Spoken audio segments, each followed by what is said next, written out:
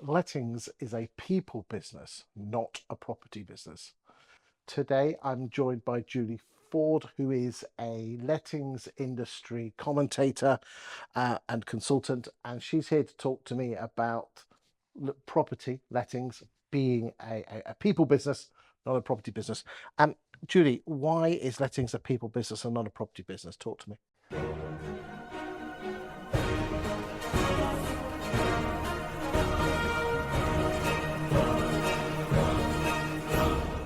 Because ultimately the only thing that is the commodity is the property, but you are dealing with people's lives on a daily basis. Landlord's home that they want to rent out, and obviously the tenants, that's their lives, that's their home where they're going to be living.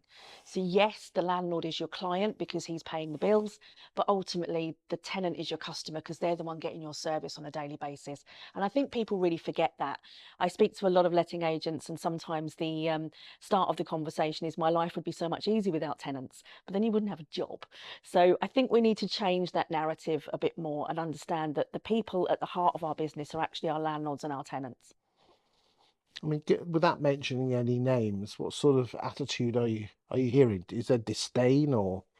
I think just across the industry as a whole, and it's a generalization, that I think people are under the impression that they're working for the landlord and the tenant just kind of gets in the way of that job. Well, isn't that the case? Because, it's the landlord that pays the bill. It is 100%, absolutely. But ultimately, if you don't have a well-managed property with a happy tenant, it's only going to upset the landlord who may not want to pay your bill anymore. So, what do letting agents need to do to improve the service? I think realistically, they need to change their mentality and their approach to working in the lettings industry, understanding that it is a customer service environment and not property. You could do that exact same job with any other commodity, and you'd have to be as polite, as informed, and as problem solving as you possibly can be. And I think that's a key thing. I think, and I was guilty of it myself when I was a letting agent, I think we get complacent and I think we get lazy. And we like being behind our desk and doing everything via email or text message.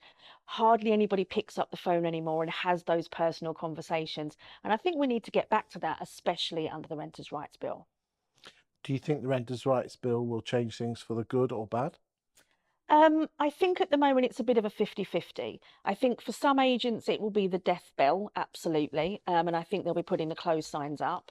But for other agents who are willing to adapt, I think it's going to be an absolute no-brainer and businesses will thrive and grow. What sort of things do you think letting agents will do more or less of to improve their customer service after Renters' Right Bill? I think realistically, it's got to be about understanding their customer base now and what the landlord needs and wants rather than what the letting agent says, this is what I provide, and without going outside the box. Landlords are going to want different types of services now to what we're used to seeing with the let only, rent collection, and fully managed. Go on. So I think realistically, the fully managed service is a bit antiquated for society today and what landlords need. I think there needs to be more understanding in the industry of what tenants' lives are like and how living in a property for, more than 4 years, which is the average, is that tenant's home. Landlords are going to want to understand their property is being well managed and communicate that to the landlord. The biggest problem I hear, and I think the biggest complaint to the ombudsman's, are lack of communication. The agent never told me. It is going to be really simple, I think, to just put in those systems for communication. I'm not a big fan of WhatsApp groups, but WhatsApp groups may be the way forward, or some kind of forum that you set up for your active landlords. What? So you have the landlord and the tenant and the agent all in one group. No, so communicating directly to the landlord and directly to the tenant as two separate things because they're going to want different levels of information. So if you're communicating something as a whole, rather than sending out an email newsletter, nobody reads those. They go into spam, no one reads them. But having an active forum where people can delve into the information there and have it readily available might be a more proactive way of being involved. And also it helps integrate the AI element into it because you can use that set up systems that will pretty much do that for you. And the issue with groups is everyone else gets to see what everyone else is. You've also got the advantage of broadcast lists. Mhm. Um, which enables agents to send one message to many.